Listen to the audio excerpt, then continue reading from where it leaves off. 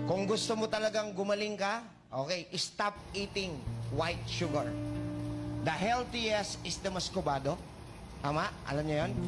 O kung medyo namamahalan kayo sa muscovado, pwede na yung segunda. Alam niyo yung segunda? Okay. Ano ang tamang oras sa pagkain ng sugar na matamis? Okay.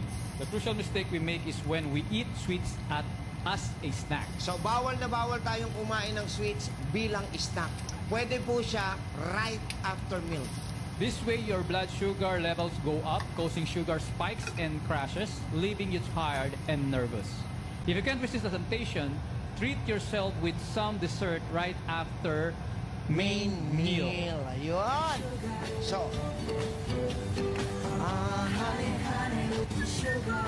okay, so ang pagkain, hindi snack.